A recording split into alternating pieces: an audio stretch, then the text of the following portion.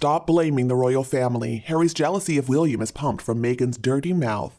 I mean, we don't hear Eugenie and Beatrice complaining all the time because they are not the first in line. Harry is a wealthy, privileged multimillionaire, and he has never had to work or pay his way.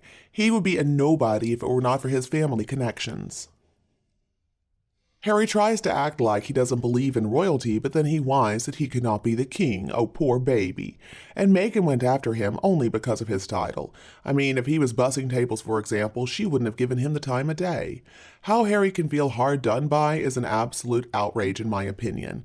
That entire charade that was created by the two of them is just too nasty for words.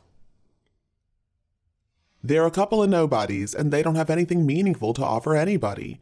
I mean, Harry has shown that he doesn't have any integrity to have any job at all, certainly not in any formal capacity at least.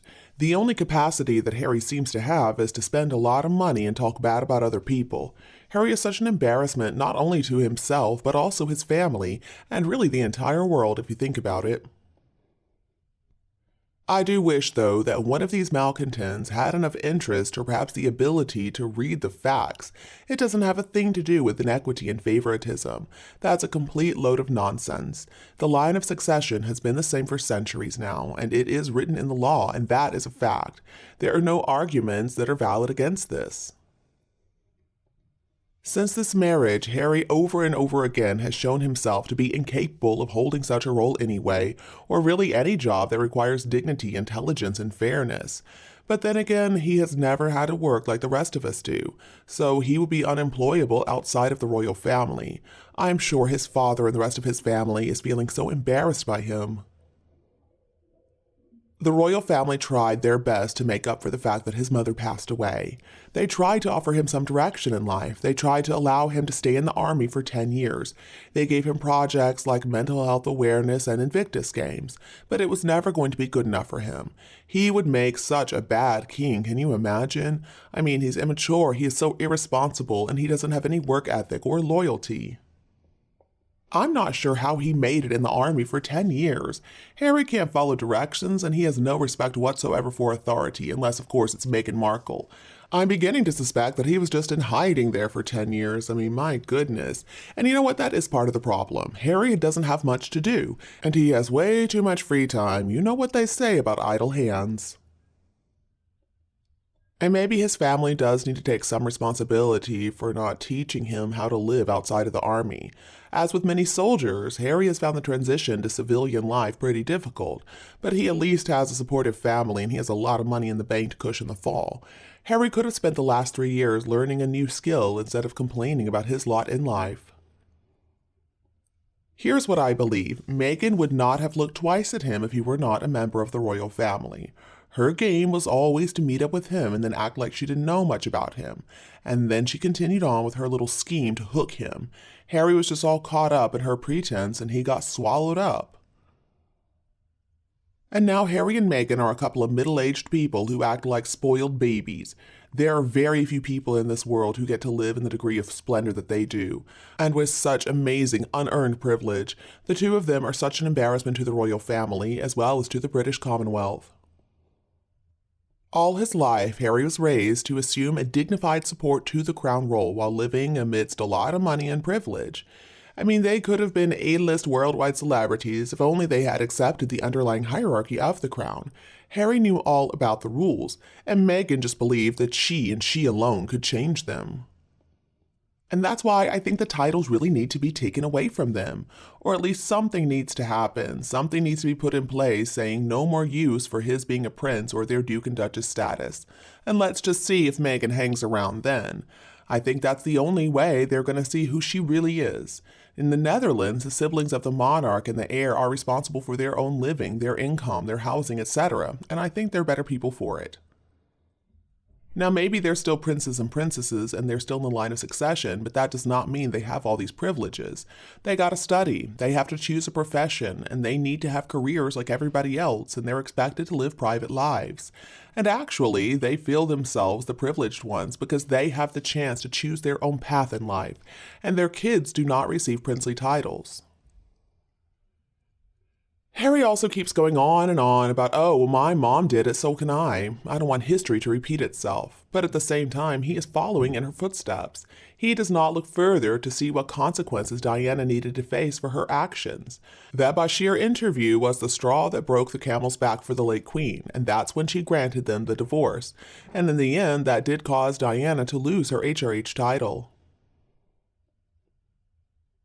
He claims that she did not court the media, but Diana was told the press had found her and she was told to wait in the morning.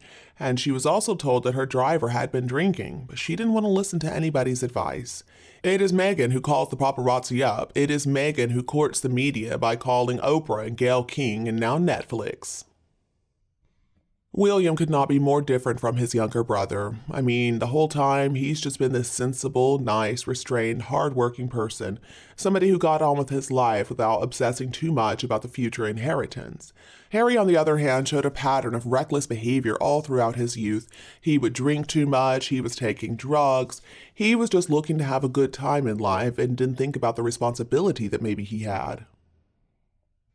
Harry spent basically his entire youth avoiding any responsibility, just assuming that his future inheritance would take care of everything.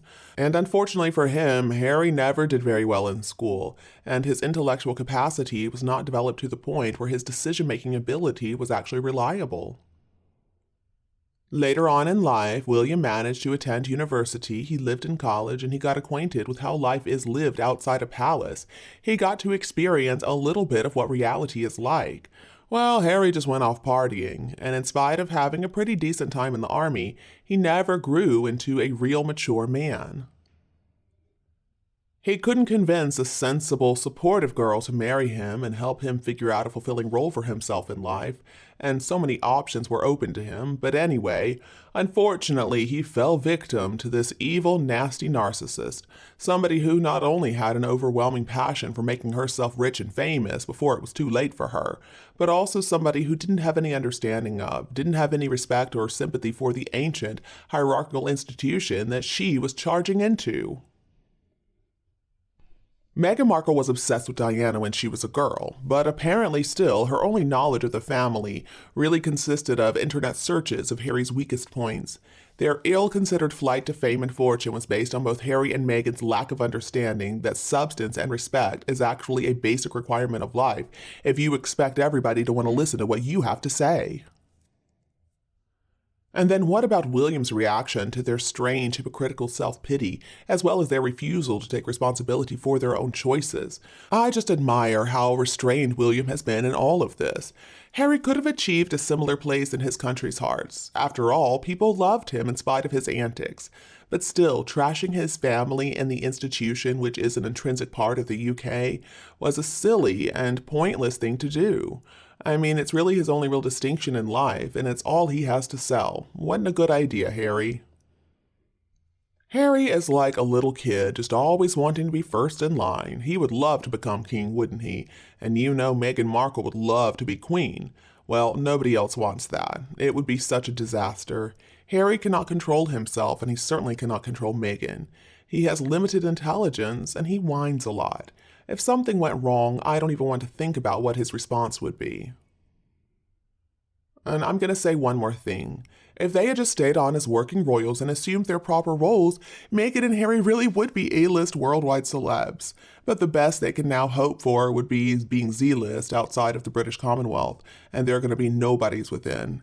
Meghan's greed and arrogance clouded any judgment either of them may have had. They don't have anything to offer once people are sick and tired of hearing their pity party stories. So what are they going to do? I mean, their day in the sun is coming to an end.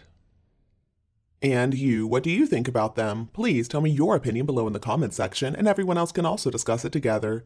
If you think my video is helpful, don't be afraid to like and share it with anyone else who would enjoy it. And don't be afraid to click the subscribe button to get more updates in the future. Thank you so much for tuning in, have a lovely weekend, and we'll be back to see you all tomorrow.